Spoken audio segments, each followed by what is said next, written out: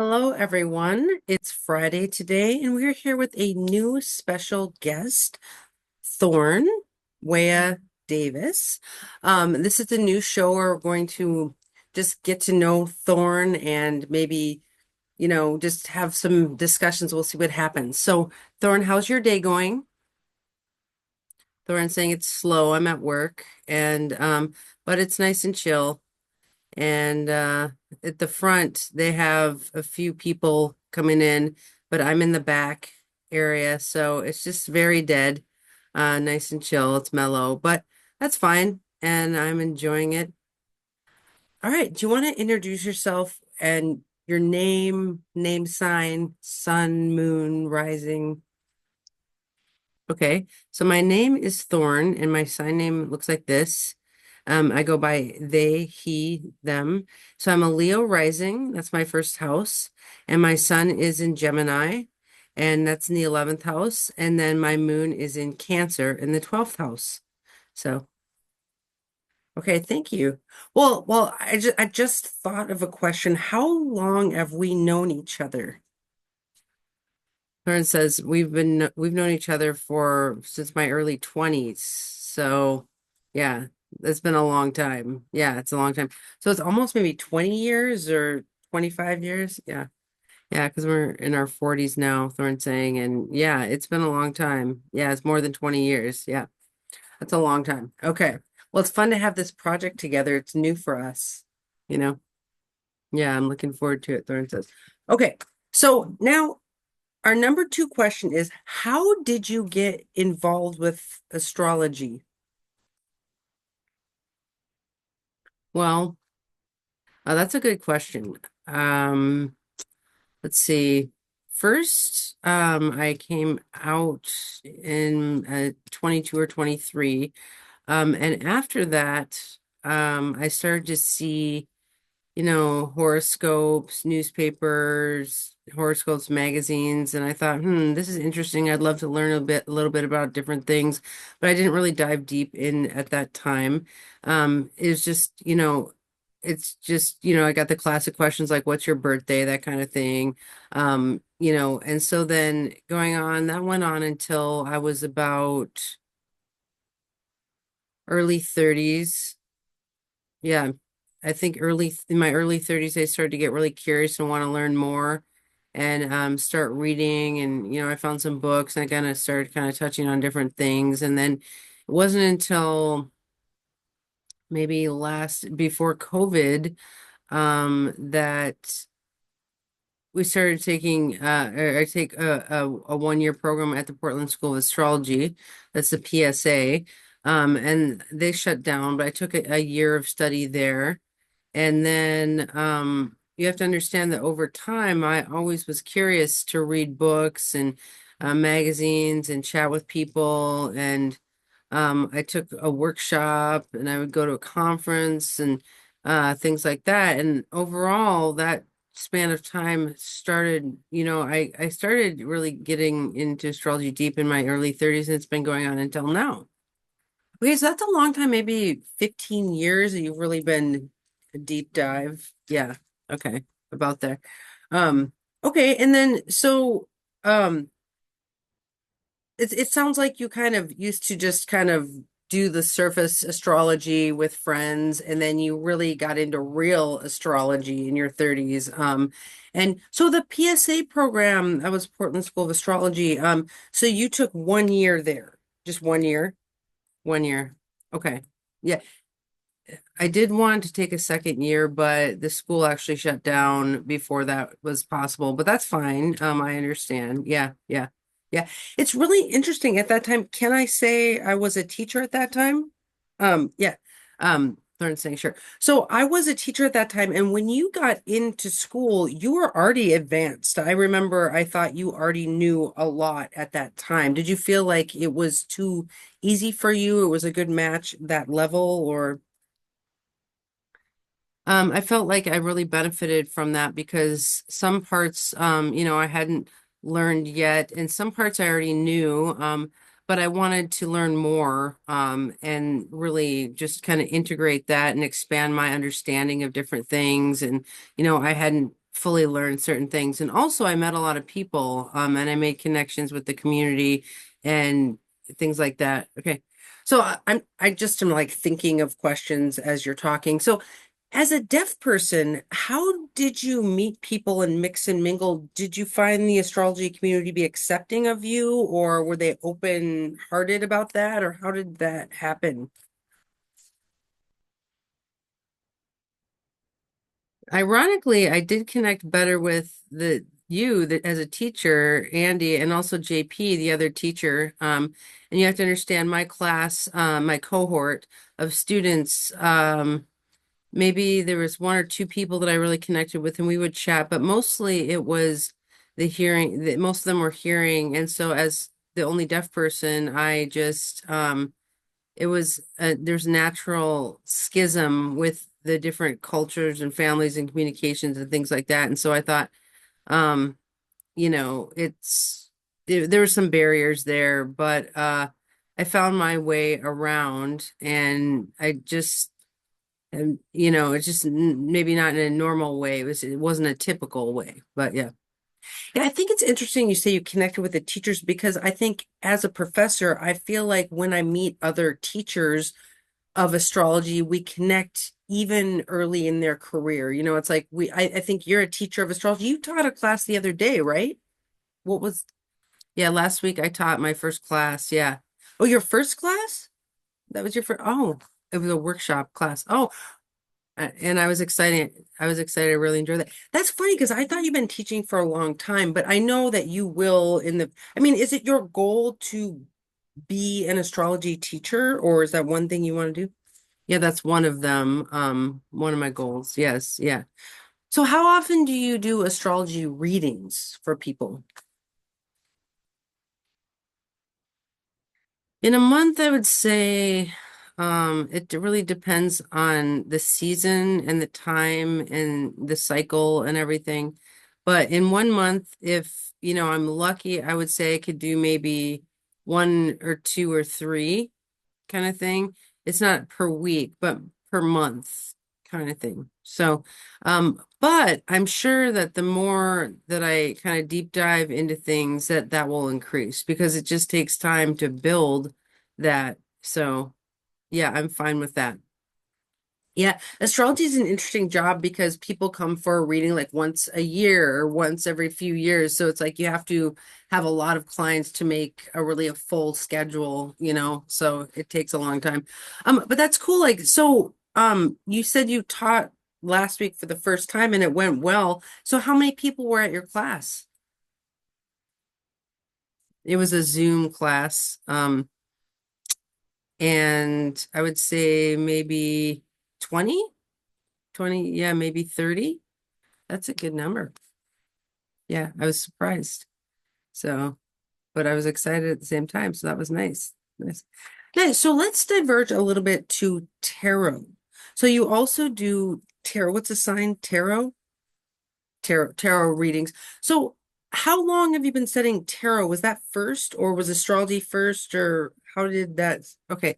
I did tarot first. And I started with that. And then um I was first exposed to tarot in my early 20s, and I didn't receive my first deck until my mid to late 20s. Someone actually gave me a deck, and then from there, there was no looking back. I just kind of dived into that, and I was very motivated in that area. And also, um, astrology came a little bit later. So, but I do, say that the two of those are like my cornerstones, um, they're kind of parallel to each other on my journey. Interesting. So, well, how many decks do you have? I lost count. Um, in my apartment, I would say that's my home office there. So, I have several different places where I have tarot decks. So I would say right now I have more than 20. I'm guessing more than 20. Interesting. Maybe a little bit less than 50, but I don't know. Yeah, I can't count. So how do you choose which deck to use during a reading? Well, with a client, with a tarot client, it depends on the day. It depends on the energy. It depends on also, it depends on their question or their, it just, I consider all of those things and I look around at my decks and I say, which one kind of, I'll kind of check in with each one and I will kind of pull out a few decks and I will say, which one wants to come, with me today? And I will often feel like the energy will respond to me and it'll let me know, it feels like if it's warm, like or magical, then I could say, okay, this is the right deck. And, and if it feels quiet or it feels sleepy, then I say, that's you rest, I'll use you another time. So it depends. So it's interesting. You're talking about your decks like they have a soul. Are you an animist where you think there's, yes, yes, I am. Yes, they do have souls. They do. Ah, interesting. So do you think there's spirit in everything? Yes, yes. I mean, I'm a mixture of animist, meaning that there's a soul in everything, and then also an eclectic. I have different traditions and different paths and different influences and things like that in different cultures, and all of those are kind of included in my journey. Interesting. So do you think that the chart has a soul too, like a person's chart has a soul, or just the person has a soul? No, the chart has a soul too. Interesting. Well, it's interesting. I mean, this is divergence, but I've been studying kind of like let's say like animated things with a chart and then like non-animate things with the chart. So for example, I crocheted this bear doll and I drew a chart for it. It's just because I wanted to see what would happen if I gave a a doll, a chart, would it be alive or not? And it's like that chart's just been left on my floor for a long time because the bear doesn't do anything. Like I feel like people being alive makes their chart alive. You know what I mean? Yeah. But regardless if it seems like well, if it's not animate, it still has an energy to it. But maybe there's a mask over it. Yeah.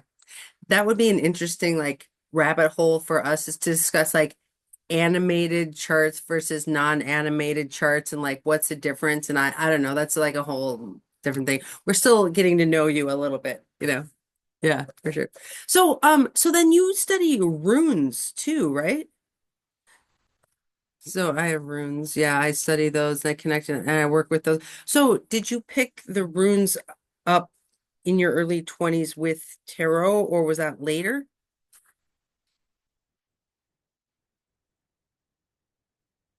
Let's see, I actually got my first set of runes at at a Renaissance festival. Um and that was one summer. The first summer I went to the Ren Fair. And that was a cool story, actually. I was walking, along, and there was different booths and everything like that. And so then it happened that there was this one booth, and there's three families there. There's a mother, a daughter, and a grandmother. And they all made generational runes, or intergenerational runes. And so they had learned the craft, for a long time through the family. So I walked up to them and I was looking around and I was curious. And it happened that the grandmother, looked at me and said, because they had a bowl there of different runes ready and you can kind of pick different runes and if you want to take one or, it's free or whatever. So they said, come over here. So I went over there and well, first I was like, me, but then they said, go take one from the bowl or and they were kind of gesturing to me because they didn't know sign language. So I was like, okay, I was kind of communicating with them. And then so I took one and I was not super feeling. So they wrote a note and they gave it to me. And I looked at it and I said, oh my God, okay, okay, thank you, thank you. And I left. And that rune, I kept it. I've kept it this whole time. Everywhere I've moved to different houses, different apartments, that rune's come with me. And in the future, there's a few summers later, a few years later, I had the same Ren fair. I went to the same Ren fair, and it was the same family there with their runes. Wow. And so yeah, yeah. So it was like, oh my gosh, they're still there. Same family, and they remembered me. And they said, I remember you from years ago. And I was like, oh my goodness, I was shocked in a heartfelt way. So anyway, so I happened to, they had all these sets out of runes. And so I was looking at them and they said, do you want to, you can actually tactily feel these if you want to touch one or whatever. And so they said, you need to actually touch it to connect with it. And I said, okay, that's fine, sure. So I was kind of like going through the runes, and then I found my set and it was connected, I really felt connected to it, and I bought it. We exchanged it, and I've had that for forever, you know. Wow. So that set of runes is made from clay with a glaze. It's a raku glaze. It's blue in color and it's a little bit, light blue. It's very nice. It's beautiful. Uh, so a more complex question, is when you're doing a reading for a person, how do you know which tool to select from, astrology, runes, or tarot? If they just said, give me a reading in general, how would you know? I would ask them, which do you want? Which tool do you want to work with? So, but what if they said you choose? I would typically either I would go with what my gut said, just what my intuition said, or I would say, maybe, I would play with a combination of all of them. So, okay, so does it depend on the question? Like, for example, if someone said, should I move to Arizona or not? Can astrology tell you the answer to that question or yes? How? Astrology can. Okay, because okay, with astrology, you can do, electional charts of the time and the location, and maybe you could fit like which part of the chart matches with that time. um you know um yeah, yeah. Well, and I think just to add to what you're saying, that the question of should I move to a specific place is answered best by astrocartography. I mean, do you think? It could be that, or it could be if, we don't feel satisfied with that answer through astrology, then I could actually pick, use my pendulum. Oh my God, another one, another one. Oh yeah, you have four tools now. Yeah, okay. Yeah, so but you have to understand that the pendulum typically doesn't I don't use it that often. Sometimes if I have to confirm, with the answer with different things. Yeah, and so you might use like, well, you could use two different things like tarot plus the pendulum, but what if they gave conflicting answers? Like, so if they have a conflicting answer, then I'll know that I'll have to filter it down again. I'll have to do it again, and see at the same time, okay, I'll have to move to a different tool to see if it's a different answer, or the same answer, which okay, just you're making me think of a question, which is, do you think that, like, how do you think these tools function? Is it like our spirit is talking through the tools, or they're a philosophical thing, or what do you think? Is it like spirit? Because I know you kind of believe that you're working with spirit a little bit, but like, do you think spirit informs the tool, or how does it work? Well, I feel like it's really pure energy. Like it just comes through. So um maybe you would have some of a mental, you know there's something connected to your mind, but like I've been doing this work for a long enough where that I can separate my mind actually, where I can, my brain and my thinking brain, I can shut that off and allow my kind of more open flow channel to come through.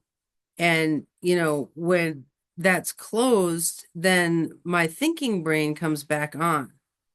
Interesting. So you just let like the pictures or whatever comes, you just let it flow and you don't logically analyze it. You just flow. You say, I'm seeing this picture, blah, blah, blah.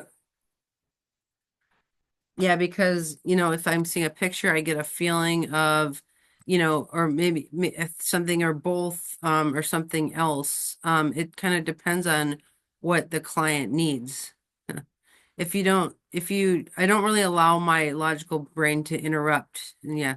So I think that's one strong part of our kind of work is that it's more of the like poetic brain functioning is like, it's like if someone said, should I move to Arizona? We're not saying, well, what's it say on paper? We're like looking for a more like poetic idea about what could happen so they can then wrangle on that poem. We're like offering a picture painting that they can then like logically analyze on that or something. Right. Also, I do have another fun tool. It's a playful tool. Um, and it's a coin. Um, and I can use it for yes, no. But it's cool because with this one, for yes, instead of like Jupiter, that could be Jupiter, or no could be Saturn. Interesting. So you can put the coin, and it's like if you want more specific yes or no for which situation, I can give them a coin and say we can play with this coin because Jupiter will expand things. It's like it's the tendency to say yes, this thing will happen. But if you want more clear no, with a Saturn boundaries and everything like that, or cut off or anything, that might be what you need. Interesting. So I'm kind of like weaving in questions about being deaf and then also speaking generally because you're a generalist practitioner of like the psychic arts. You're not a deaf person first. I mean, but being deaf is interesting because we have not seen a deaf astrologer on this page ever. I mean, you were on one show about gender, but we have not seen like deafness and astrology as a discussion. So, as a deaf astrologer or, tarot reader, how do you work with hearing people? What's your method for communicating? Because I know you have a lot of hearing clients. Yeah. So it depends on the vibe and the space. I typically will use my phone. I have the Notes app, and I will type stuff, or I will show my screen. I'll point at stuff. I'll gesture. Hi, how's it going? Yep, yeah, I'll text you. Anyway, that was my coworker. Um, anyway, so there's the Notes app, there's the visual showing of things and pointing at things, or a combination of all of those. That's if that person doesn't sign. If they're hearing and they sign, oh, then it's fine. We don't have to do all that. We don't have to worry about that. We just go ahead and sign, and we can just work together that way. I can express myself easily. So those two, that makes a big difference if there's a signer or a non-signer. That's so cool that you just like power through and work with hearing people. I think that's so cool, because they're saying I agree. That's the Gemini. You're a Gemini. You're just like, like I'll find a way to communicate, like whatever. Yeah. Yeah, and my Mercury. So do you work with deaf people? Like, do deaf people come to you for readings too? Oh yeah, yeah. Typically, it's once in a while. I'll meet, somebody. It's nice to have a different kind of space, a different kind of connection, and that's nice. At the same time, it's very interesting because all of them are just human, right? Everyone's just a human. So I'm just curious. I have that question, and I have to think about, all those things because we're just human. Deaf, hearing, it doesn't really matter. We're just human. Yeah, that is so true. I mean, it's funny because we're having this show and you happen to be deaf, but you're also just one of my favorite humans. You know what I mean? Like it's like yeah. They're saying I'm one of their favorite humans as well. But yeah, it's just like, oh, I just love you, right? But I think, you know, it would we would be remiss to not discuss the fact that you're deaf. You know what I mean? Like because that's one thing that's special about you. And you really got through. So do a lot of interpreters come to you for a reading?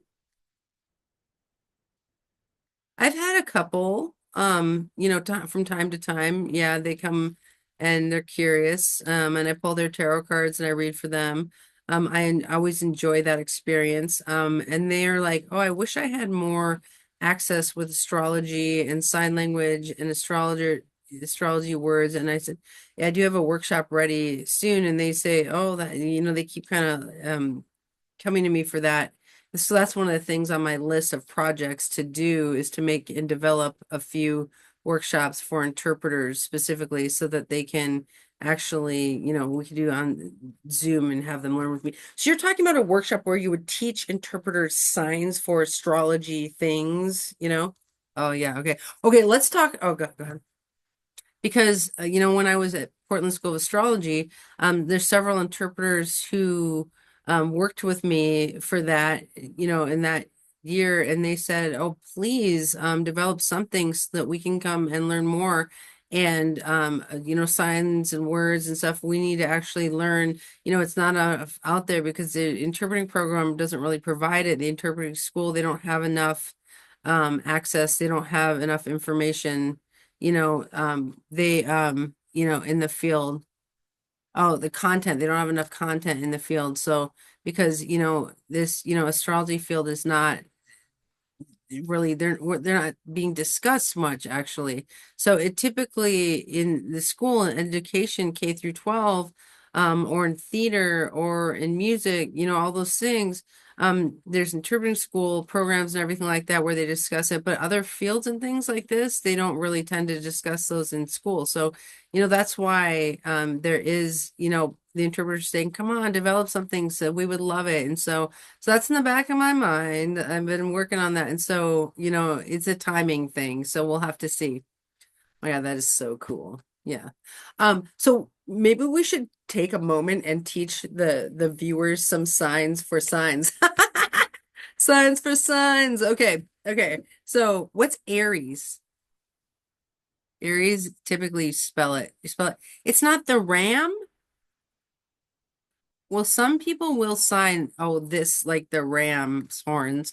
But I don't know. It's just short enough to just spell it. Yeah. I always forget if it's like this or this. So like I always spell it because I can't remember the Aries sign. Okay. What about Taurus? Taurus is a bowl like this. It's Taurus or Taurus. It's a bowl. Okay. Gemini. Gemini. So there's two and it means twins, right? So twins. Yes, the twins. Okay. Okay, Cancer. Cancer or Cancer like a crab. Yeah. Cancer. Cancer. Okay. Cancer. Okay. Leo. Leo is like this. It's like a lion, lion's mane. Okay. No, Virgo, we have two different signs, but I'm the hearing person, so it's like I don't know. Okay, Thorne saying there's been a long time ago there was a sign for Virgo that was be Virgo, but it just that a few years ago we all discussed that and the other deaf astrologers and I talked about that and we deliberated and we decided we didn't like that. We didn't feel like it really matched because that Virgo also means virgin. And we're like, oh no, no thanks on that. So we kind of deliberated and then we thought, Virgo, what could it be? What's their personality like? What's their attitude? What is their, you know, formulaic way of being? And so then they're detail oriented and they're really focused on things. And that's a Virgo thing. So we deliberated and we focus on detail. And so we decided on Virgo. So Virgo is like this. Okay, so it's like this. Okay, Virgo. Virgo? Is it like you're seeing something? Yeah, it's like more like typically Virgo is like noticing things. They're always noticing things. Yeah, yeah. Oh, that's cool. Okay, so Virgo. Okay, I'm learning something. Okay. So Libra. Okay, there's three options here. So there's Libra like this because of the scales. There's these two things like scales, or Libra like this, or Libra like this. Balance, balance, you know. Those are the three. So you can think for yourself. Do you know, okay, this is an aside, but do you know about Libra being the yoke between two oxen? Have you heard that story? Okay, no. So I'll tell you a little story. This is like off the point, but when I was reading those ancient Greek books, they would talk about the Greek word is stugone, which means the yoke between two oxen. So you know how like Libra is like two people being joined together? It's like two oxen joined together at the neck, plowing a field or whatever. It's a similar idea of Gemini kind of too, because there's twins together. Yeah, well, it's interesting. Like with Libra problems, I will bring up the yoke sometimes because, like, if let's say, okay, can you imagine if there's two ox, and they're trying to plow a field, and one is really big and the other is really small? Like, what happens if they're yoked together? Yeah, the balance is off. Yeah, they like go in circles. They're it's like like this. But if there's two big ox and they're yoked together, it's like yeah. So in relationships, it's like you're supposed to learn to yoke yourself with someone of your own size. That's a good Libra lesson. Okay. So that's a good remediation. Oh yeah, yeah. Well, and I think, for us being partnered up for this show, it's like, are we yoked together? Are we the same size? Do you think we're the same size? Yeah. Yeah, we're about the same size. Yeah, my spirit is like yeah, yeah. It's not about body size, it's about spirit size. Yeah, I would agree. And sometimes I tease people and I say, you have to understand that maybe I seem small, but really I'm tough, and they look at me like, oh, okay. And I'm like, come on, I told you. Yeah, I wouldn't fight you in a spiritual battle. I'd be like, no thanks. Okay, so then, oh, that's a good segue to Scorpio. Scorpio is like this or like this. So it's like the tail. It's like the tail of the scorpion. Okay. This is probably boring for you, but the viewers, they've never seen it. I think it's interesting because we all have 12 houses, right, in our chart, and we do have some Libra, some aspects, so sorry, there's an interpreter. We have some aspects. So those get lit up and it will light up what, needs to be lit up. But you might not realize it. It really depends on who I'm with too. Wait, I think I interpreted that wrong. So back up, say that again. Okay. So sure. Okay. So we all have 12 houses. And for me, I have Libra on the third house with the North Node and Pluto there. So it's interesting for me to notice that when who I am with, where that part of my chart, it'll be lit up. Um, and so it doesn't happen all the time, right? It just depends on who I'm with. And then I can really recognize it, that it means that there's something internally that gets kind of triggered by them. And so, or the opposite, with their Libra parts, I'm kind of triggering them. So that's interesting. That is interesting. Like our generation has that Pluto in Libra.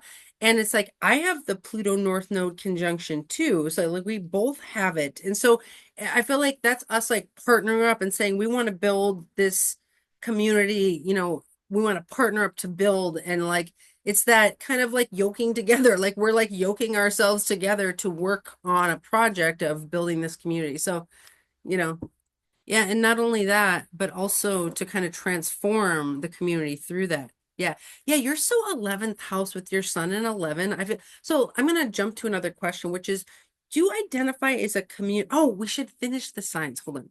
So wait, okay. So Sagittarius is like this. It's like this. Okay. Sagittarius. Or you'll also see this. Okay. So it's like the archer, kind of thing. Okay. Okay. And then, okay, Sagittarius. And then Capricorn is like this. It's a goat. And then I've also seen some people say Capricorn. Capricorn. See, I get that confused with Aries. It's like Aries. Yeah. Oh, Aries is like this. Aries is like this. Okay. But Capricorn is like this. Okay, okay, okay. And then Aquarius is Aquarius or Aquarius or Aquarius. I like Aquarius. I don't know why I like that Aquarius. Yeah, it fits. And then I've also seen the water bearer, like the pouring out the water, but honestly, I don't like that one. I don't like that sign. It doesn't really match with Aquarius. So, because I feel like that's kind of a misunderstanding. I think the reason it's a misunderstanding, like in the tarot cards, the star card has the water bearer on it. And then so that card is connected with Aquarius. And so, but at the same time, with Aquarius, how I describe it is that it's air, but it's air that moves water. It's like that idea of electricity kind of going through things. So interesting. So that's how I describe it. Oh, that's a good one. But it's air that moves water. Because Pisces comes next, and it's almost like pouring out the water of Pisces. Yes, yes, because it feels like it's Aquarius is moving that water with that air, and then it goes, Pisces comes up, and it's like Pisces is like the actual water, the river, and it's kind of connected there.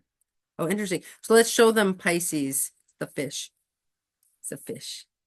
Okay, now that we finished the 12 signs, let's go to this question about your 11th house.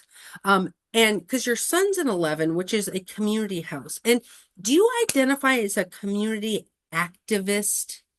Like an activist, or yeah, that's one of my many hats that I wear. Okay, so what does that mean to you to be an activist? Well, since just mainstream society is looking at me like a disabled person, and I don't really count myself as disabled, but that's a whole other discussion. But the point is that when my roots, with the community activism is, access and accessibility, those two things. And so, and also because of the Gemini sun, the Gemini Mercury in the 11th, that means it's language and communication and all those things. And so that's perfect. It's a perfect match with where my activism is rooted in. So you do activism for language like language access? Yes, because I do work with interpreters commonly, and I also have a networking and organizing for interpreters for different events.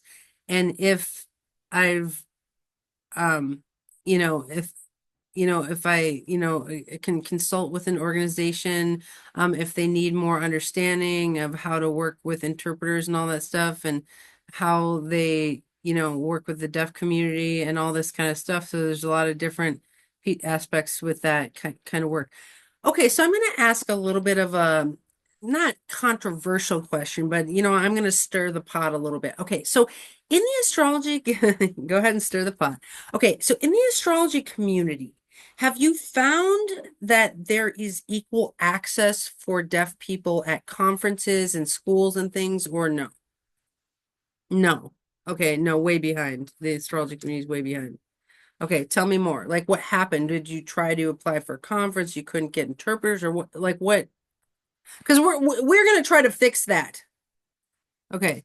Yes, we will remediate that. Yes. Okay. Yes. But for over time, some conferences I thought, I wouldn't mind going to that.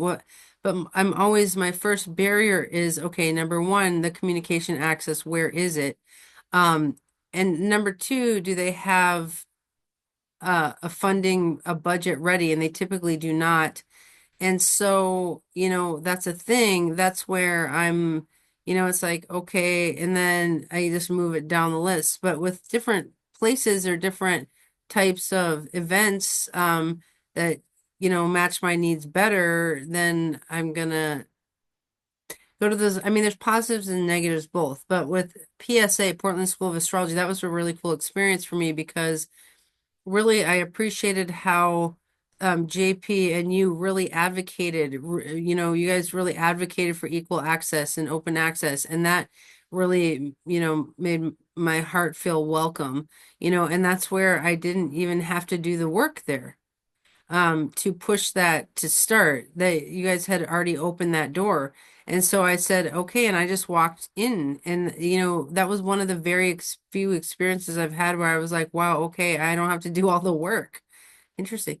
Interesting. Oh, that makes me happy because I don't remember what we did back at that time, but I do remember that we, of course, we're going to have you as a student, like, of course, it wasn't even a problem.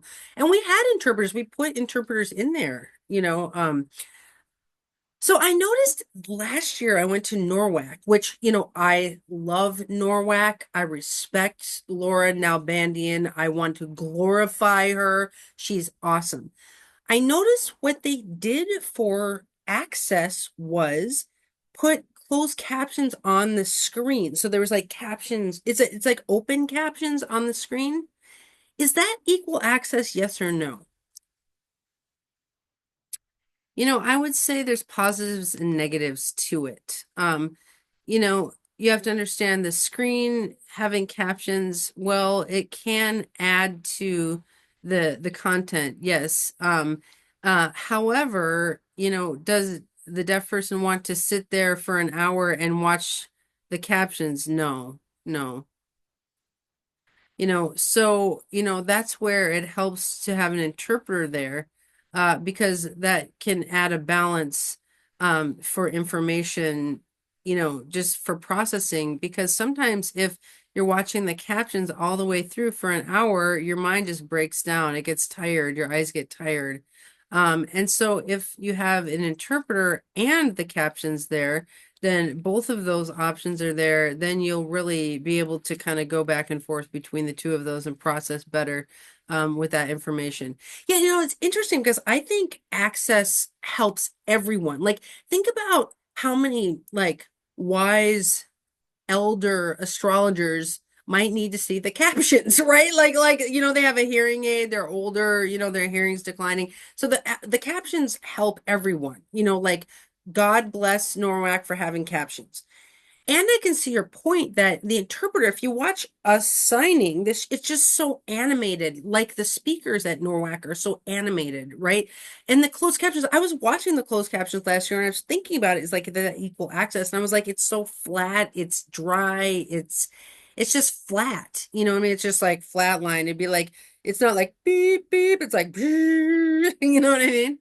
Yeah, and also Thorne saying honestly, the slides having captions, they're never 100% perfect.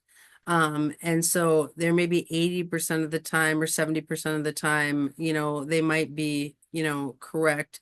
But will they catch everything? No, no. And that's where the interpreters are put in and they'll advocate with, you know, full information with the captions, and they would expand on the concepts too in a way where the captions cannot. Okay. Okay, so then I have another access question for you. So if, let's say you decided to go to Norwalk and they were to provide interpreters, they just need two to go with you. Like they don't need to have interpreters for every they would just need two, right? Like it's be like you plus two. But then if there was okay, go ahead. Well, I would in my image, for a conference, um, I would suggest up to three interpreters. It would be me and three interpreters. And the reason for that is that two, the team of two, then there's this third one that's a floater or a feed person, and they could switch off if this person was tired, and then they could switch off. Or if this person was tired, then they could switch off. So to help kind of just refresh everybody. Because all day, can you imagine all day long of the conference and workshops and discussions and everything like, ooh, it's a lot. And the time and energy and the brain processing and all that interpreting and everything. So, okay. So if there was two deaf people, then is it enough to provide three interpreters, or do you have to have like three and three? Like, how does that work? Well, okay, it depends. Like, let's say, for example, there was me, and then there was another deaf person who I know, and we want to go together. It depends on my interests and their interests, right? Um, we would have to negotiate, what do you prefer? What do I prefer? And then we would have to make sure that there's interpreters, that they're not divided, right? So, like for example, if it happens that there's a perfect equation, if there's two interpreters or three on each, then it'd be perfect. Then we could, you know, go separately. But if there's a conference like NORWAC and that it didn't have much of a budget, so then for any reason, that I'm just theorizing here. So let's say there was three interpreters total. That means that the two of us, the two deaf people, would have to negotiate and figure out which time and which workshops and that we want to go to, and you and me and everything like that. And so then we'd negotiate with the interpreters as well. And then you would say, what fits what, and we'd have to work it all out together. So it's a teamwork in that situation. Oh, that's complicated, but I can see where it might benefit the astrology community at large to have more deaf astrologers teaching deaf astrologers, right? I mean, what do you think about what's your dream of that? Like, how many deaf astrologers do you know now? Currently now I know of me, let's see, them, okay, maybe five, maybe six, maybe. But professional working astrologers who are serious, let's see, I know me, I know, let's see, that other person and that person, I would say four, maybe there's four. Hmm. Because and another two, I don't know their path, their journeys, but I really respect them. But with my current knowledge, I would say there's four who are working astrologers, and yeah, that's interesting because it makes me think, okay, this seems like a diversion, but it's not. So I had a friend a long time ago. His name was Kevin Long, and he went to Kenya to change deaf education in Kenya because the Kenyan students were not going past eighth grade or whatever. So he went in and he taught some deaf Kenyan people to become teachers of the deaf who were deaf themselves. And then they basically changed education all over in Kenya by making deaf teachers, basically.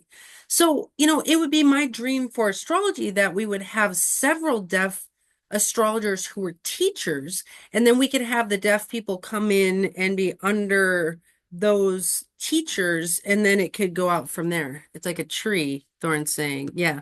So how do you think we can make that happen? What can we do as community activists to make that happen? Or do you agree with that vision? Well, that's where the community partnering, the collaboration comes into place and into play, where, with all these locations, with open minds and open hearts, they could say, yes, I'm down to make this happen. But the other, or maybe, don't realize, or they're in the dark, or maybe they're kind of thinking it's in the back of their mind, but it's not important. And those are not, where I would feel like, oh yes, I really want to be, so well, okay, so we could do a few things. We can make our show, which is us starting to talk just one-on-one. Okay. And then we're going to bring in the deaf astrologers who want to be on air. We're going to bring them in. And so we'll be teaching, we're offering a free show, a free platform of access. But then we could also work if there's things that need to be accessible to deaf astrologers, we can work to, like, each one could be a project where we work on that one to try to get it accessible or, kind of thing. Yeah, we could start with this show. Yeah, we can start with as a seed. We could plant that seed. And then also, we can, like, for example, Norwalk, we could start with me going, just like a participant and, for them to actually see, okay, we have an interest. And then in the future, we could work on a goal of becoming, I could try to become a presenter there because I feel that that would be access. There's no access, there's a paucity of access. There's all these hearing presenters and, but, there's, where's the deaf presenter, so, and we need, a gap to be filled there. Yeah. Yeah, we would have to like find some interpreters who can develop the astrology language. I mean, we could take time before the conference and teach them, aspect signs and signs and some concepts and what it looks like. I mean, you can always train interpreters to become astrology interpreters, right? Yes. And especially if they already have that innate kind of motivation or they already want to know, they know some things, but they want to, expand more, that makes it easier to try to kind of get them in there and really get them involved. Okay, cool. So, okay, I think that's a really good approach is to have the show, have events that we work on, have you go as a participant to NORWAC and UAC or whatever. And, I think, but we are building a tree of access for deaf people, because we might have to work together for years, I don't know, to really provide enough content, because we're going to start with touching on what you know, right? And what we know together, but then we can bring in other people. You will find that some other deaf astrologer will be like, I'm shy, I don't want to be on TV. And so then we're like, oh, like we can't get them, so it really depends on how many, I see some on TV. I see Brit on TV. I see Britt Lundberg, yeah. So I know he's, out there. I don't know him, but it's interesting that you bring up Brit because I've seen Brit, and I've seen their comments, and some of their comments, I'm like always like, I'm thinking about those, and it's like I don't always agree with his comments, but at the same time, I respect him because he's equal, he's a peer. Well, in philosophy or other disciplines, you're not supposed to agree with all the other professors. In fact, it's a dialectic, conversational, art form. Like how you learn is by dialogue. So it would be good to have some people that we don't agree with. They can annoy us. It'll be fun. No, no, no. Well, we have 1 minute left. Is there anything else you want to say today? I still have many questions for you left for next week.